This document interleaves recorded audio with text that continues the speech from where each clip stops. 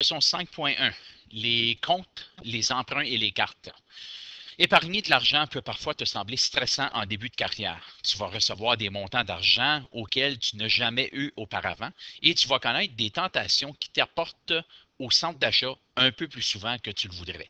Alors, en Ontario, la majorité des produits sont assujettis à la taxe de vente harmonisée, la TVH ou HST en anglais. Cette taxe regroupe la taxe sur les produits et services, la TPS, ainsi que la taxe de vente provinciale. Alors, anciennement, avant 2010, ces taxes étaient séparées. Depuis 2010, on les a combinées pour 13 %. Alors, la taxe s'élève à 13 %. Exemple 1, une paire de bottes coûte 99 $. Donc, combien coûtent les bottes incluant la taxe? La solution, c'est qu'il s'agit de calculer le montant de taxes à payer, soit 13 % du prix doit être ajouté. Puis là, on s'entend que 13 % peut s'écrire comme ceci. On peut écrire 13 sur 100, qui veut dire 13 divisé par 100. Puis si on met ça dans notre calculatrice, ça va nous donner l'autre façon de l'écrire, qui est 0,13. Puis ça, c'est la façon qu'on devrait l'entrer dans la calculatrice. Alors, première méthode, 99 fois 0,13 me donne 12,87 $ de taxes que je dois ensuite ajouter à mon 99 $ qui me donne un coût total de 111,87 $. Maintenant, en 11e année, on devrait toujours utiliser la méthode 2. Puis voici l'explication. Premièrement, le coût des bottes, c'est 100 % du coût qu'on doit ensuite ajouter 13 % de taxes. Bien, 100 % plus 13 %, ça me donne 113 %. Puis 113 % en décimale, c'est 1,13. Donc, en une étape, si on fait 99 fois 1,13, ça va me donner le coût total de 111,87 $. Exemple 2. Des écouteurs coûtent 285,90 $ et ils sont en vente au magasin Michaud-Levesque. Le rabais est de 20 %. Calcule le prix total incluant la taxe. Alors, si le rabais s'élève à 20 %, ça veut dire que tu vas être obligé de payer 80 % du prix. Alors, au lieu d'aller calculer 20 % de 285,90 et ensuite soustraire, on peut le faire en une étape en faisant le calcul de 285,90 fois le montant que je dois payer. Le montant que je dois payer, c'est 80 %. Alors, 285,90 fois 80 % me donne le coût après le rabais de 228,72 $. Ensuite, je calcule la taxe, donc 228,72 fois 1,13, ça me donne que mes beats vont me coûter 258,45 $. Pratique guidée.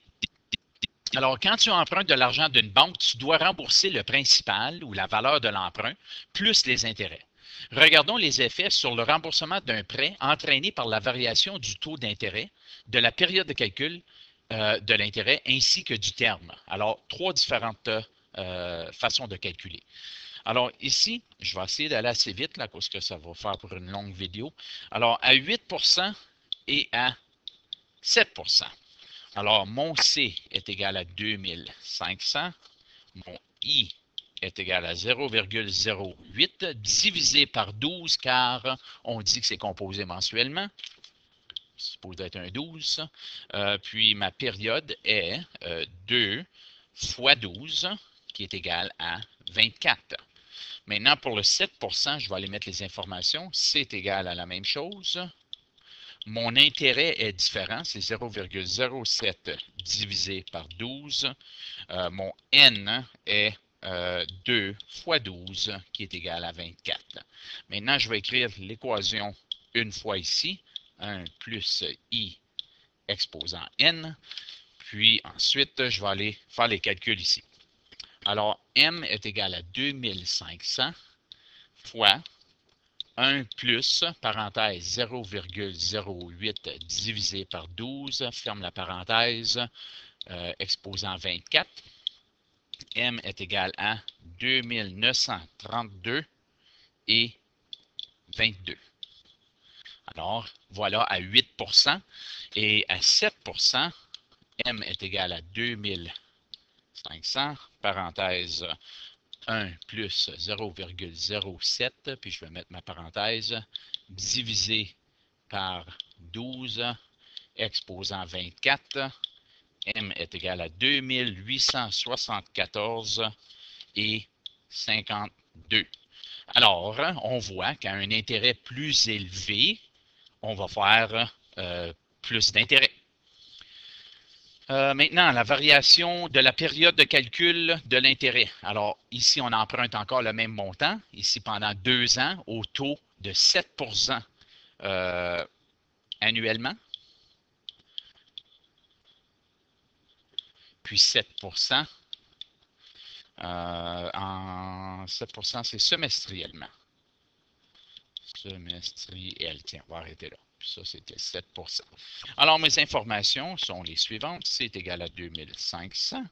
Mon taux d'intérêt est 0,07 divisé par 1. On ne le divise pas ici. Attends une minute, là, je suis à la bonne place. Oui, c'est divisé par 1, c'est annuellement, mais ce n'est pas nécessaire de diviser par 1. Puis ensuite, ton N est égal à 2, puis encore là, c'est fois 1, puis ça donne la même chose.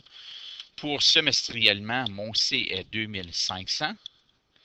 Mon I est 0,07 divisé par 2, car c'est semestriel. Mon N est égal à 2 fois 2, qui est égal à 4. Encore une fois, l'équation de départ, c'est 1 plus I exposant N. Maintenant, pour celui-ci, M est égal à 2500, parenthèse 1 plus 0,07 exposant 2. M est égal à 2862,25. Puis pour le prochain, même pourcentage, mais cette fois-ci, c'est l'intérêt composé semestriellement. Alors, 2500, parenthèse 1 plus, parenthèse 0,07 divisé par 2, exposant 4. M est égal à 2868,81. Et voilà, quand c'est composé semestriellement, on fait plus d'argent. Et maintenant, la variation du terme. Alors ici, j'ai 3 ans, puis ici, j'ai 4 ans. Alors à 3 ans, mes données sont les suivantes, 2500. Mon intérêt est 7%, donc 0,07. C'est composé mensuellement, donc divisé par 12. Mon N est 3 fois 12, qui est égal à 36. Puis pour 4 ans, mon C est égal à 2500. Mon I est égal à 0,07 divisé par 12. Puis ici, c'est le N qui change, donc c'est 4 fois 12 qui est égal à 48. Alors, qu'est-ce que ça nous donne? Encore, je vous dis tout le temps d'écrire l'équation au départ, juste pour sauver un petit peu de temps, je ne l'écris pas 2 fois. Alors ici, c'est M est égal à 2500, parenthèse 1 plus, parenthèse 0,07 divisé par 12, exposant 36, qui me donne un montant à l'échéance ou à la fin, 3082,31. Puis pour ici, M est égal à 2500, parenthèse 1 plus 0, parenthèse 0,7 divisé par 12, exposant 48. Je plug ça dans ma calculatrice, puis ça me donne 3305,13. Alors, en 4 ans, je vais faire évidemment plus d'argent. Alors, à la fin ici, c'est tout simplement des notes. Je ne vais pas nécessairement tout lire ceci. Vous l'avez reçu. Donc, les différents comptes, le compte de chèque, le compte d'épargne et un dépôt à terme. Puis ensuite, un petit peu d'informations sur les cartes de débit et les cartes de crédit. Et ensuite, vous avez une pratique autonome aux pages indiquées.